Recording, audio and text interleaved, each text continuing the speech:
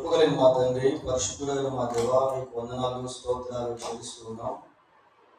శక్తి చేత బలము చేత కాక మీ ఆత్మ ద్వారానే ప్రభా సమస్తము జరుగును కనుక మా స్వశక్తి, మా బలము, మా జ్ఞానము, మా తెలివితేటలు వైపు కాక మీ పరిశుద్ధాత్మ నడిపింపు వైపు మేము చూడగలుగుతున్నట్లు సహాయం చేయండి. మీ పరిశుద్ధాత్మ సంధి మా జీవితంలో కలిగి ఉండటకు కృప దయచేయండి. మిమ్మును అడిగి ఆలోచించే వారంగా ఉండినట్లు సహాయం చేయండి. మీ ఆత్మ నియమింపని సంధి మేము చేసుకోకున్నట్లు కృప దయచేయండి. మరొకసారి మీ వాక్యం ధ్యానం చేసుకుంటూ ఉండగా మీ వాక్యం ద్వారా మాతో మాట్లాడి మమ్మల్ని బలపరచమని మా రక్షకుడైన యేసుక్రీస్తు ఉన్నతమైన నామంలో ప్రార్థన చేస్తున్నాము తండ్రి, ఆమేన్.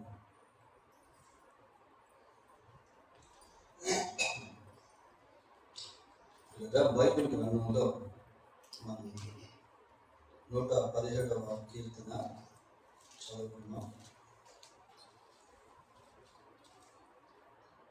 కీర్తనల గ్రంథంలో మొత్తం 150 కీర్తనలు ఉన్నాయి. ఈ 150 కీర్తనల్లో అతి చిన్న కీర్తన ఏం చెప్పండి? 117వ కీర్తన. బైబిల్లో మొత్తం 66 పుస్తకాలు ఉన్నాయి. ఈ 66 పుస్తకాల్లో ఎన్ని అధ్యాయాలు ఉన్నాయి అని అంటే మొత్తం 1189 అధ్యాయాలు ఉన్నాయి. ఈ 1189 అధ్యాయాల్లో అతి చిన్న అధ్యాయం ఏంటి అని అంటే ఈ 117వ కీర్తన. 117వ కీర్తనలో 2 వచనాలు ఉన్నాయి. ఈ 2 వచనాలు ఎలాంటివి అంటే it is like a coincide of the coin. ఒక నాణ్యానికి 2 వైపులా అచ్చు, బొమ్మ అనేవి ఎలా ఉంటాయో ఈ అధ్యాయంలో ఉన్నటువంటి 2 వచనాలు అలాంటివి. మొదటి వచనం విశ్వాసం సూచిస్తుంది, 2వ వచనం అవిశ్వాసం సూచిస్తుంది. ఈ 2 వచనాల్లో చాలా శ్రేష్టమైనటువంటి సత్యాలు దాగి ఉన్నాయి. కీర్తన చిన్నది అయినప్పటికీ చాలా పెద్ద సమాచారం ఇందులో దాగి ఉంది. మొదటి వచనాన్ని చదువుకుందాం. యెహోవా కృప మన ఎడల హెచ్చుగా ఉన్నది, ఆయన విశ్వాస్యత నిరంతరము. ఇక్కడ మన ఎడల అని అంటున్నాడు అంటే దేవుణ్ణి ఎరిగినటువంటి గ్రంథకర్త తను తాను కలుపుకుంటూ ఈ వచనాన్ని పలుకుతాము. మన ఎడల అని అంటే ఇది ఆత్మీయులకు సంబంధించినటువంటి భాగము. ఏమంటున్నాడు? యెహోవా కృప మన ఎడల హెచ్చుగా ఉన్నది. యెహోవా కృప మన ఎడల హెచ్చుగా ఉన్నది. ఎంత హెచ్చుగా ఉన్నది అంటే it is like a flood. మనం సముద్రం దగ్గరికి వెళ్ళినప్పుడు సముద్రంలో అలల వెంబడి అలలు వస్తా ఉంటాయి. ఒక అల చివరికి వచ్చి వెళ్ళిపోతున్నప్పుడు దాని వెంటనే దాని వెనక ఇంకొక అల వస్తా ఉంటాయి. ఎప్పుడు కూడా మనం సముద్రంలో అలలు లేనటువంటి దృశ్యాన్ని చూడలేము. దేవుని కృప కూడా అలాంటిదే. యోహాను సువార్త 1వ అధ్యాయం 16వ వచనంలో కృప వెంబడి కృపను పొందుతుంది అని చూడండి ఒకసారి. 1:16 ఆయన పరిపూర్ణతలో నుండి మనమందరము కృప వెంబడి కృపను, కృప వెంబడి కృప, కృప వెంబడి కృప. ఇంకొంచెం లోతులోకి వెళితే రోమా పత్రిక 5వ అధ్యాయము 21వ వచనం చదవండి. 5:21.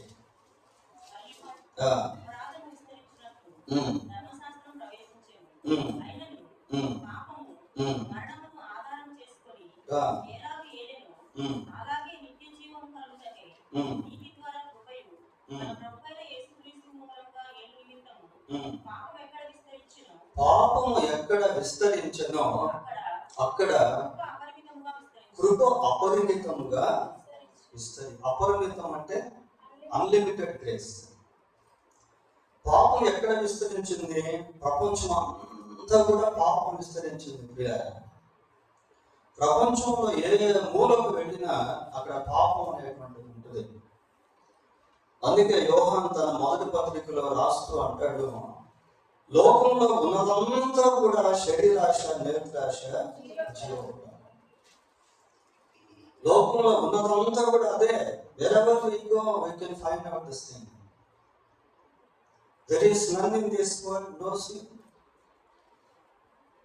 ఈ లోకంలో పాపం లేనటువంటి స్థలం ఎక్కడ కూడా లేదు. అందరూ పాపం చేసి అని బైబిల్లో మనం చూస్తాం. అయితే పాపం ఎక్కడ విస్తరించనో కృప అక్కడ విస్తరించను అనట్లేదు. ఏమంటున్నాడు? అపరిమితముగా విస్తరించను. ఫ్లో.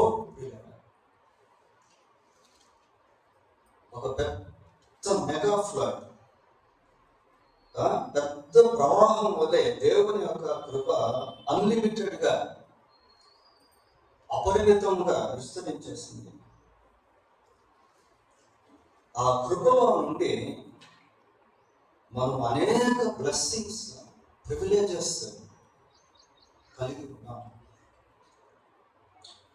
కాబట్టి ఏం చేయాలంటే దేవుని కృపను ఎప్పుడు కూడా మనం జ్ఞాపకం చేసుకోవాలి. 26వ కీర్తన 3వ వచనం చదవండి. 26:3 వచనం.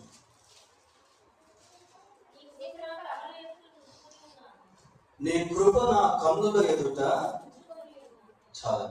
I have set your grace in front of me or before my eyes. నీ కృప నా కన్నుల ఎదుట ఉంచుకొని ఉన్నాను అని అంటే అన్ఫర్గెటబుల్, మర్చిపోలేనటువంటి విధంగా దేవుని కృపను జ్ఞాపకం చేసుకోవాలి. ఎందుకు అంటే ఈ కృప ద్వారానే ప్రతిదీ మనం అనుభవిస్తాం. So we should never forget the grace of God. Everything that we have today comes from grace of God. ఎఫెసీ పత్రిక 2వ అధ్యాయము, ఎఫెసీ పత్రిక 2వ అధ్యాయం 8వ వచనం చదవండి.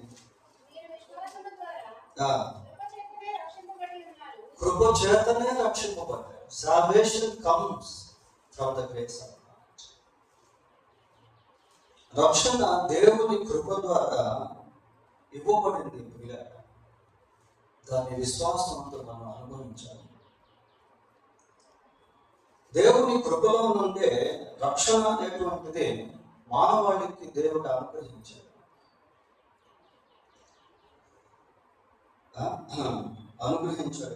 ఈరోజు మనం రక్షింపబడ్డాము అంటే అది దేవుని కృప చేత రక్షింపబడ్డాము. కొరింథీయులకు రాసిన మొదటి పత్రిక 12వ అధ్యాయము, కొరింథీయులకు రాసిన మొదటి పత్రిక 12వ అధ్యాయము 4వ వచనం చూడండి.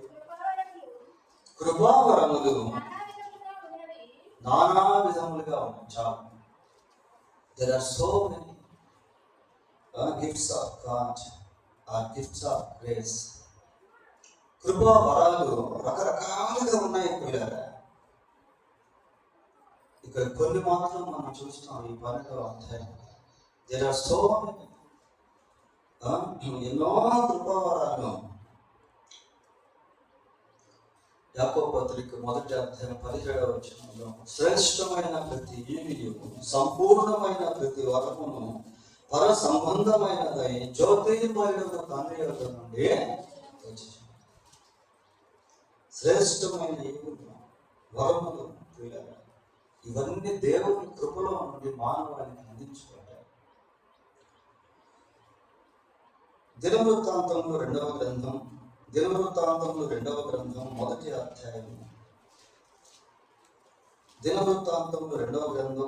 అధ్యాయము 8వ వచనం.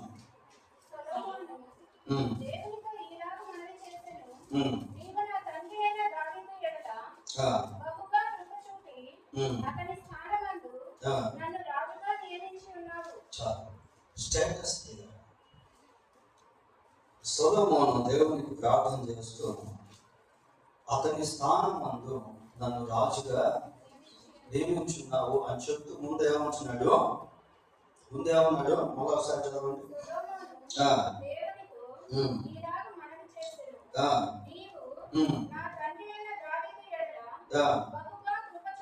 బహుగా కృప చూపి చాలు. దావీదుకు కూడా అటువంటి గొప్ప స్థాయికి వెళ్ళేదానికి కారణం ఏంటి అంటే దేవుని కృప. అదే కృపను గురించి సొలొమోను కూడా ఇక్కడ మాట్లాడుతా ఉన్నాడు. ఈరోజు మనం ఒక ఉన్నత స్థాయిలో ఉన్నాము అంటే, ఒక ఉన్నత వ్యాపారాన్ని కలిగి ఉన్నాము అంటే, లేక ఒక ఉన్నత ఉద్యోగాన్ని చేస్తూ ఉన్నాము అంటే, లేక ఒక ఉన్నత స్థితిలో ఉన్నాము అంటే, that is only by the grace of God. అది కేవలం దేవుని యొక్క కృప అన్న సత్యాన్ని మనం మర్చిపోకూడదు. నువ్వు బాగా చదువుకున్నావు అంటే అది దేవుని కృప. నువ్వు ఒక మంచి గృహాన్ని కట్టుకున్నావు అంటే అది ఒక దేవుని కృప. నీకు ఒక మంచి ఉద్యోగం వచ్చింది, మంచి వ్యాపారం వచ్చింది, నీవు ఒక మంచి స్థాయిలో ఉన్నావు. Why? Because that is the grace of God. ఎందుకు అంటే అది దేవుని కృప. We should never forget the grace of God that functions in our life, in throughout our life, in different ways. మన జీవితాంతము అనేక విధాలుగా కనిపించే దేవుని కృపను మనం ఎప్పుడు మర్చిపోవాలి.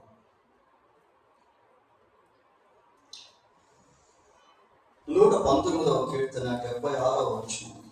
119వ కీర్తన 76వ వచనం. నీ సేవకునికి నీవిచ్చిన మాట చొప్పున నీ కృప నన్ను ఆదరించును కాక.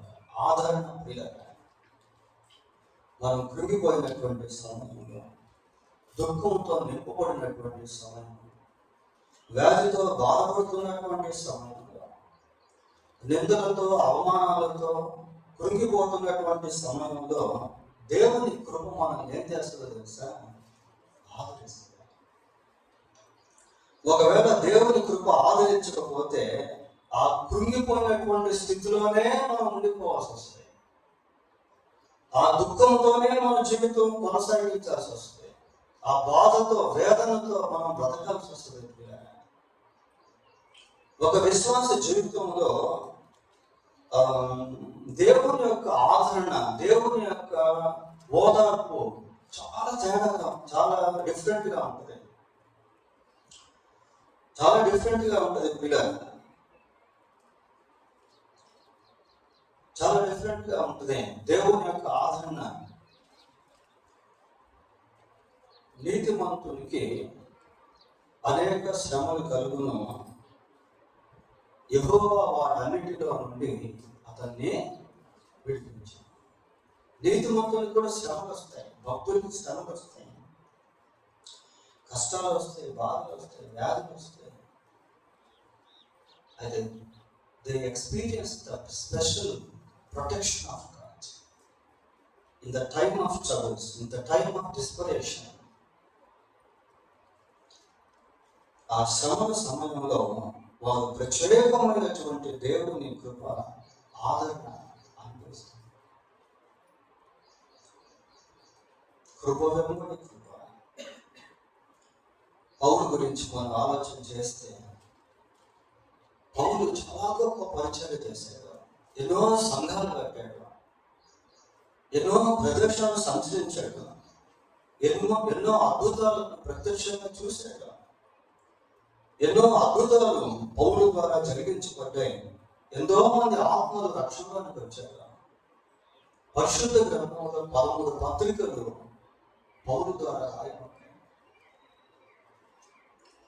అటువంటి గొప్ప భక్తుడిగా, ప్రార్థనాపరుడిగా, సువార్థికుడిగా, సంఘ స్థాపకుడిగా ఉన్నటువంటి పౌలు ఏమంటాడు అంటే, అన్నింటినీ కూడా ఫిల్టర్ చేసుకొని ఒక ఫైనల్ స్టేట్మెంట్ లాగా ఒక మాట చెప్తాడు. నేనేమై ఉన్నానో అది నీ కృప వలననే. చూడండి, కొరింథీయులకు రాసిన మొదటి పత్రిక 15వ అధ్యాయము. కొరింథీయులకు రాసిన మొదటి పత్రిక 15వ అధ్యాయము 10వ వచనం. 15:10. అయినను నేనేమై ఉన్నానో అది దేవుని కృప వలననే. చూడండి, నేనేమై ఉన్నానో అది దేవుని కృప వలననే. ఆయన కృప వలననే నేను ఇలా ఉన్నాను. నేను ఎన్ని కార్యాలు చేశాను, ఇంత పరిచయం చేశాను, ఇన్ని ఆత్మను సంపాదించి, ఇన్ని పత్రికలు రాయలేదు. నేనేమై ఉన్నానో అది దేవుని కృప. ఎంత మంచి మాట, స్టేట్మెంట్. కాబట్టి we should never forget the grace of God, that experience in our lives in different ways. వివిధ రకాలుగా మన జీవితంలో అనుభవిస్తున్నటువంటి దేవుని యొక్క కృపను ఎప్పుడు కూడా మర్చిపోయాడు. కొంత అదే వచనంలో ఇంకొక మాట కూడా మనం చూస్తాము. ఏంటంటే, ఆయన విశ్వాస్యత నిరంతరము నిలుచును. ఆయన విశ్వాస్యత, హిస్ ఫెయిత్ఫుల్నెస్, ఆయన విశ్వాస్యత. కొన్నిసార్లు మన జీవితంలో ఎలా ఉంటాము అంటే, దేవుని విషయంలో అపనమ్మకస్తులుగా ఉంటాం. అపనమ్మకస్తులుగా ఉంటాం, వీళ్ళకి అవిశ్వాసులుగా ఉంటాం, విశ్వాసం లేని వారిగా. కొన్నిసార్లు మనం అవిశ్వాసులుగా ఉన్నా, లేక మనం అపనమ్మకస్తులుగా ఉన్నా, దేవుడు ఎప్పుడు అపనమ్మకస్తుడు కాడు. అందుకే అక్కడ ఏమని చదువుతాము అంటే, ఆయన విశ్వాస్యత నిరంతరము నిలుచును.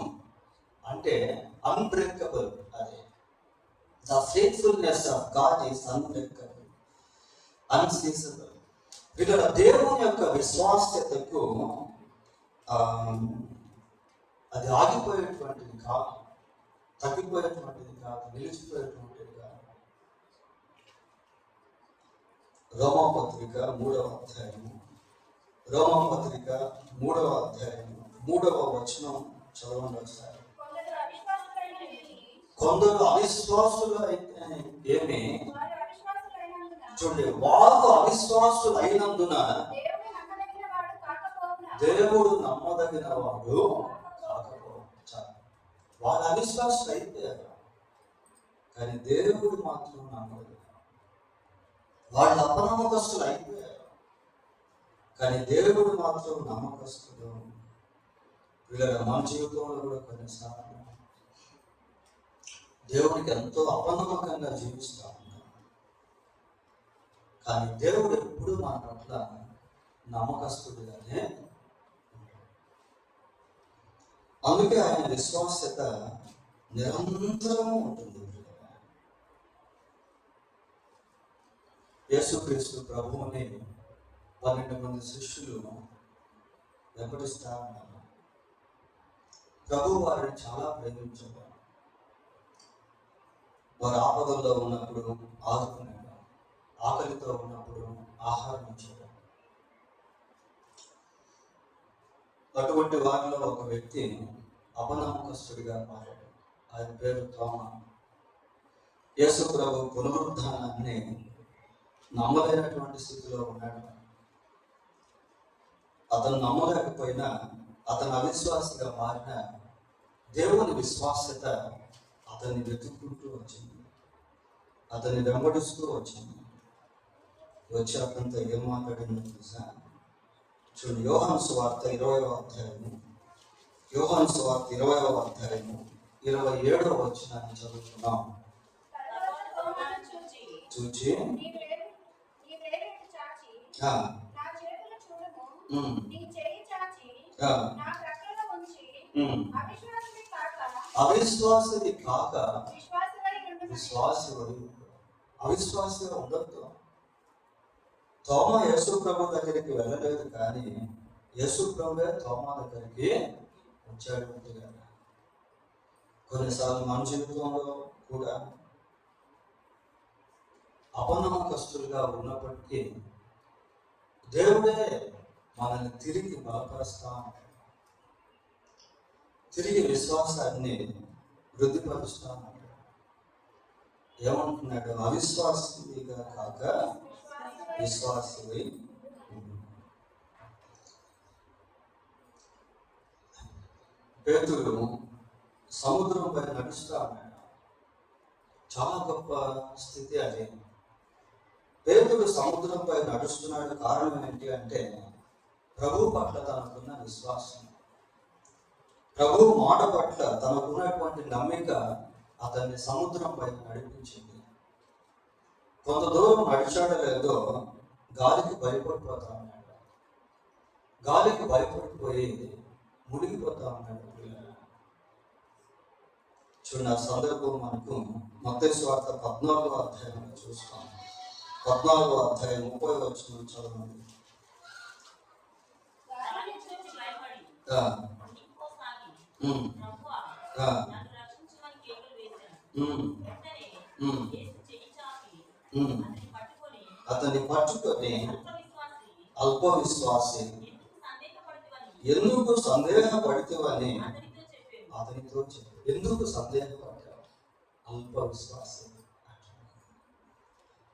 ఒకవేళ పేతురు అల్ప విశ్వాసే, కానీ ప్రభువు మాత్రం విశ్వాసతనే తన విశ్వాసతను చూపించాడు.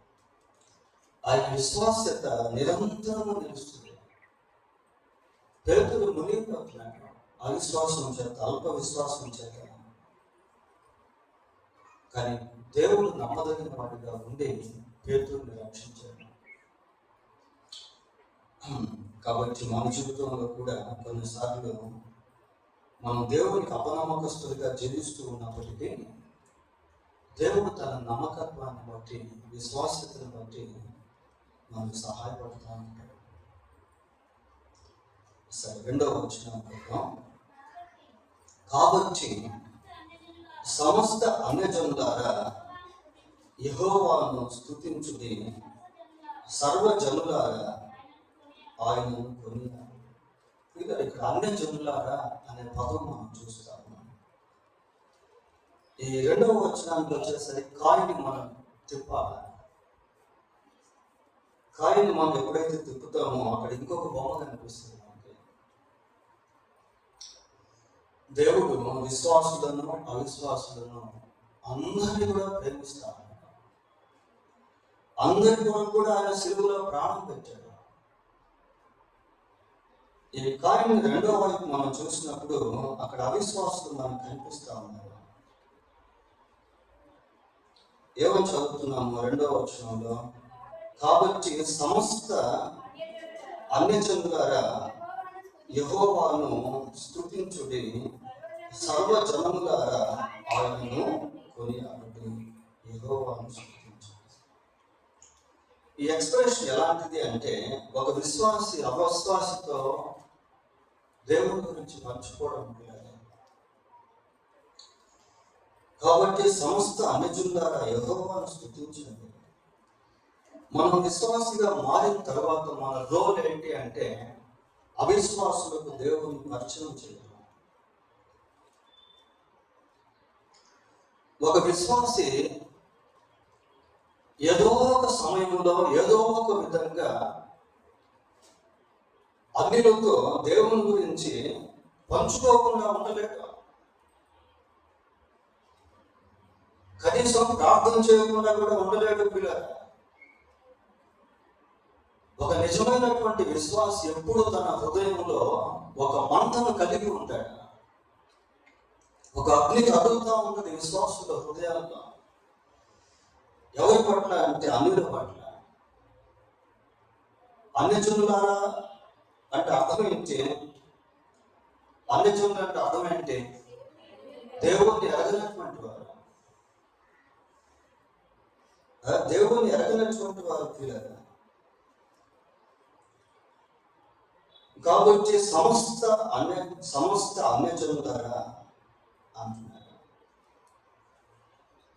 అన్యజనులు అందరికీ దేవుడు తెలియాలి పిల్లలు.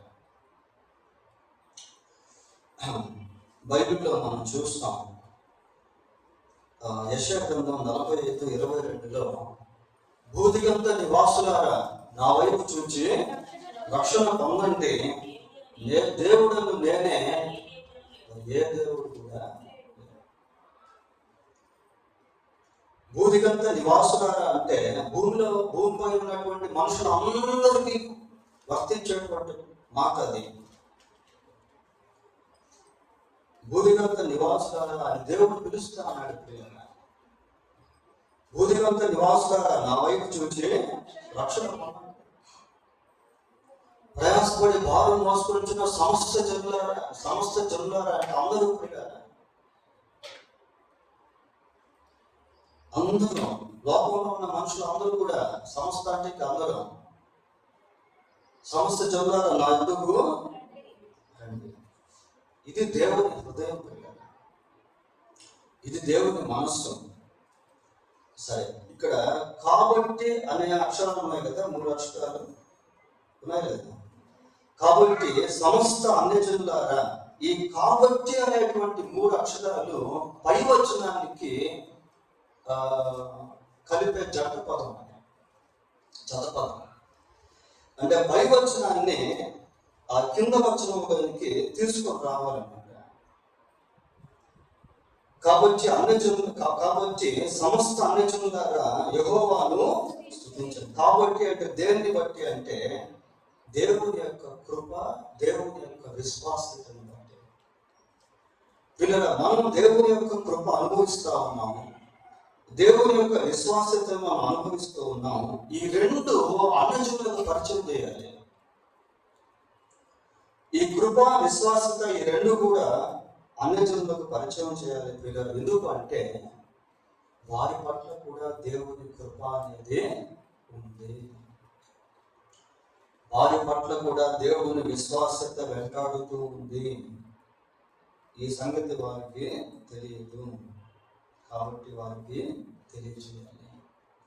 ఎప్పుడైతే వారికి తెలియజేస్తామో, ఎప్పుడైతే వారు తెలుసుకుంటారో, అప్పుడు వాళ్ళు ఏం చేస్తారు అంటే, చూడండి ఆ 2వ వచనం మనం చదువుతా ఉన్నాము. కాబట్టి సమస్త అన్యజనులారా యెహోవాను, వాళ్ళు కూడా దేవుని స్తుతించడం ప్రారంభిస్తారు, దేవుణ్ణి ఆరాధించడం ప్రారంభిస్తారు పిల్లరా, దేవుణ్ణి కొనియాడడం ప్రారంభిస్తారు. ఎప్పుడు అంటే వాళ్ళకి దేవుని కృప, దేవుని విశ్వాసత రెండు అర్థమైనప్పుడు, రెండు అనుభవించినప్పుడు.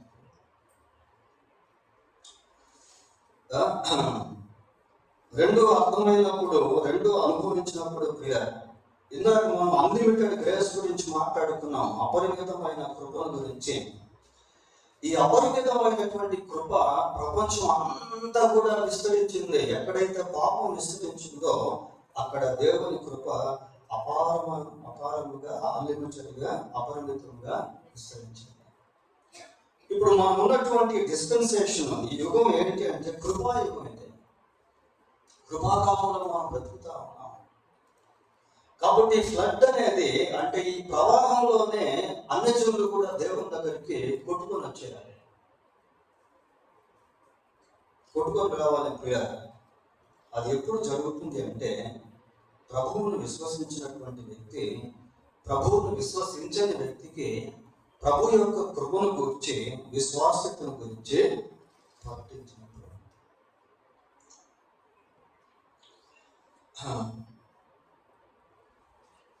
కనుక ఈ కార్యంలో 2వ వైపు మనకు అన్యులు కనిపిస్తూ ఉన్నారు.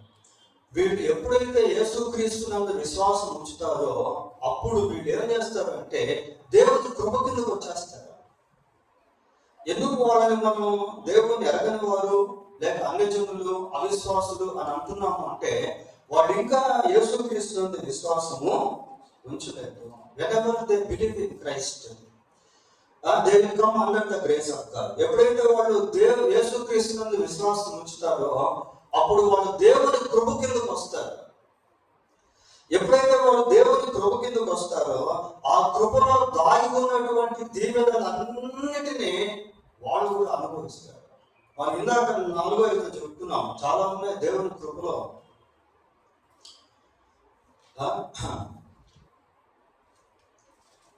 వాళ్ళు ఎప్పుడైతే దేవుని అంటే యేసుక్రీస్తునందు విశ్వాసం ఉంచుతారో అప్పుడు వాళ్ళ జీవితంలో దేవుని యొక్క ఆశీర్వాదాలు, దేవుడిచ్చేటువంటి సమాధానం, దేవుడిచ్చేటువంటి నెమ్మది, దేవుడిచ్చేటువంటి భద్రత, దేవుడిచ్చేటువంటి ఎవ్రీథింగ్ సమస్తము వాళ్ళు అనుభవించేవారుగా ఆధ్యాత్మిక ఆశీర్వాదాలు, కృపావరాలు, రక్షణ, ఆదరణ ఇవన్నీ వాళ్ళు కూడా అనుభవించేవారుగా ఉంటారు. అపోస్తుల కార్యములు 13వ అధ్యాయం 47-48 వచ్చిన చదువుకుందాం.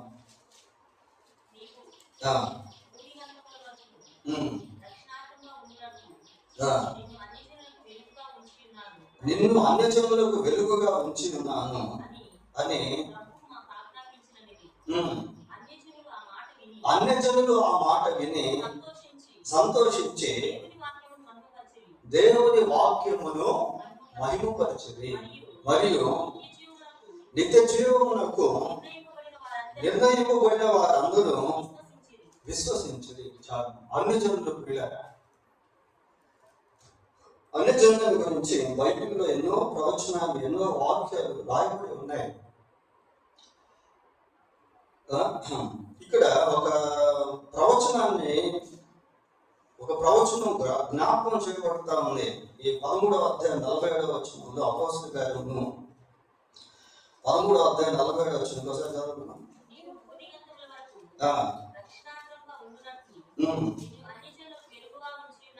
నిన్ను అన్యజనులకు వెలుగుగా ఉంచి ఉన్నానని. చాలు. చూడండి, ఇక్కడ ఈ 47వ వచనం ఎలా ఉంది అంటే అదేదో ఒక పద్యభావం లాగా లైన్స్ మనకు కనిపిస్తా ఉన్నాయి కదా. అంటే అదేదో కొంచెం కట్ చేసి మధ్యలో అంటించినట్టుగా ఉందన్నమాట. అంటే ఇది ఒక ప్రాఫెసీ. ఈ ప్రాఫెసీ మనకి ఎక్కడ కనిపిస్తుంది అంటే చూడండి, యెషయా గ్రంథం 49వ అధ్యాయము, యెషయా గ్రంథం 49:6వ వచనం చదవండి.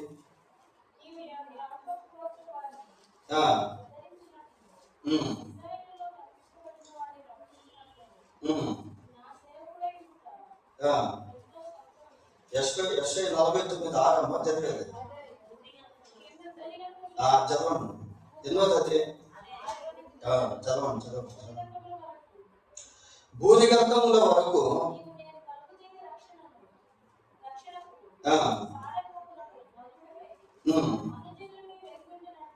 అన్యజనులకు వెలుగుగా ఉంటున్నట్లు నిన్ను నియమించి.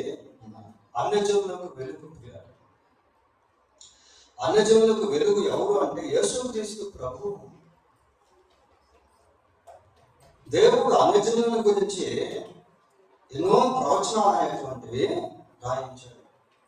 ఎప్పుడైతే అన్యజనుల గురించి అక్కడ చెప్పబడిందో చాలా మంది యేసుక్రీస్తు విశ్వాసము ఉంచగలిగారు. ఎప్పుడైతే అన్యజనులు యేసుక్రీస్తు విశ్వాసం ఉంచుతారో వారందరూ సమాంతర స్థితిలోకి వచ్చేస్తారు. ఒక విశ్వాసికి ఎటువంటి ఆధిక్యతలు ఇవ్వబడతాయో, ఒక విశ్వాసికి ఎటువంటి అధికారం ఇవ్వబడిందో, ఒక విశ్వాసికి ఎటువంటి బ్లెస్సింగ్స్ అనేవి ఇవ్వబడ్డాయో అవన్నీ కూడా వాడు కూడా పొందుకునేటువంటి స్థితిలోనికి వచ్చేస్తారు. ఎఫెసీ పత్రిక 3వ అధ్యాయం, ఎఫెసీ పత్రిక 3వ అధ్యాయం 6వ వచనం చదువుతున్నాం. 3:6. క్రీస్తు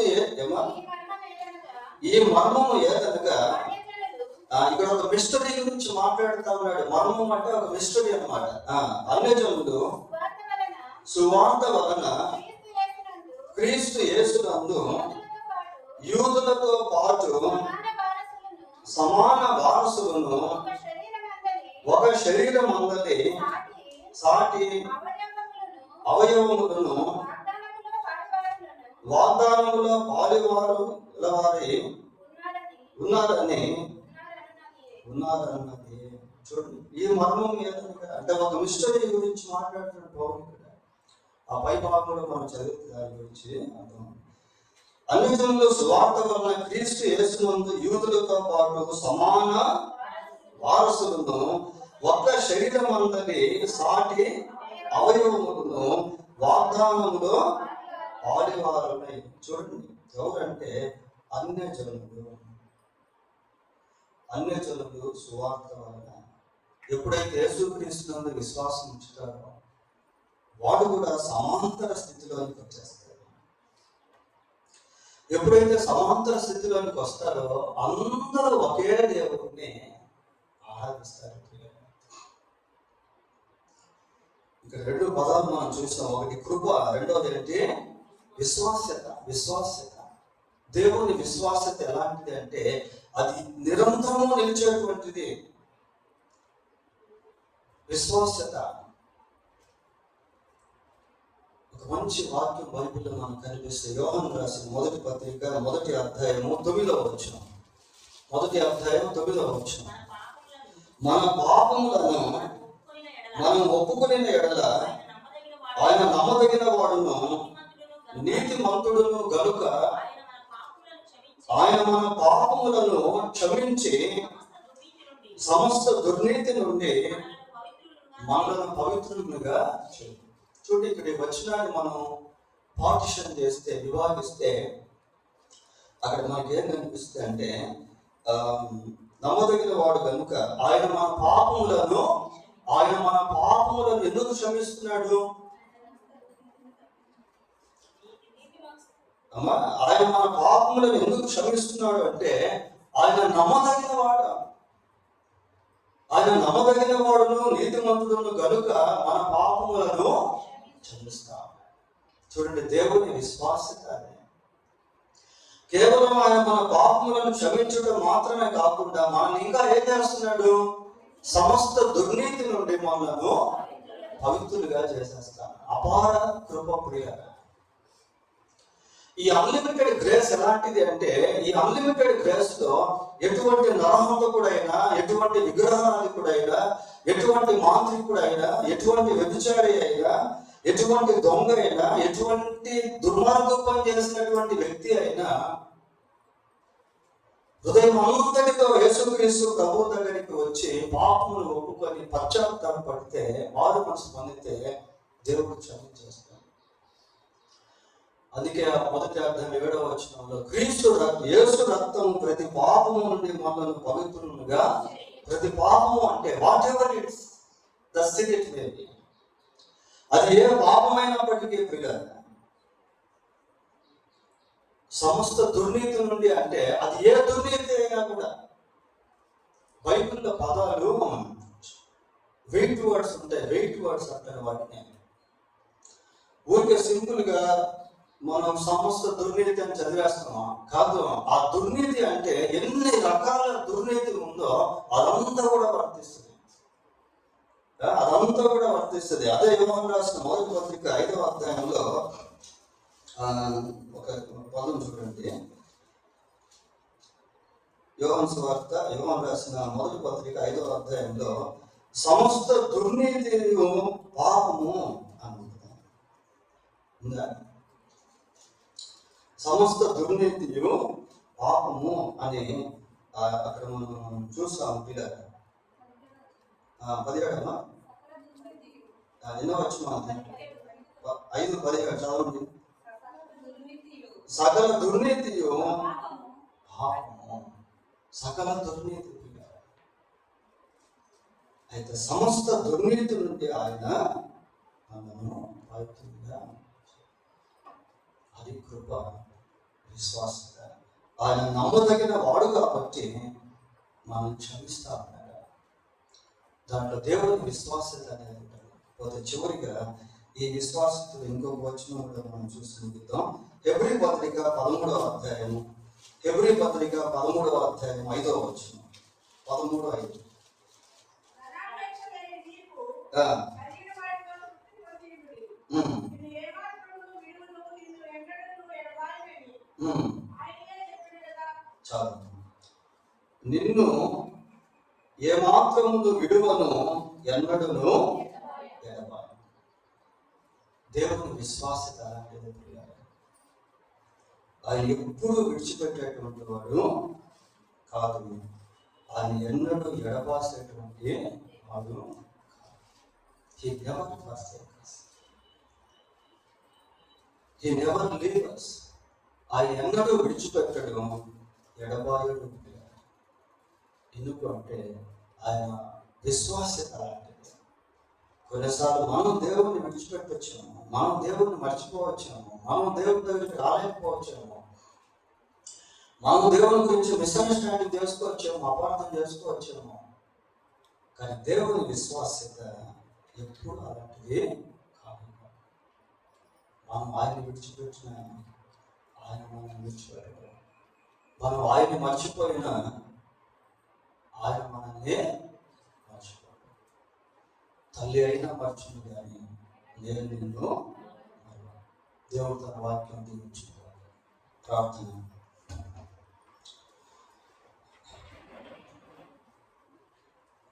పరిశుద్ధుడైన మా దేవా, మీకు వందనాలు, స్తోత్రాలు.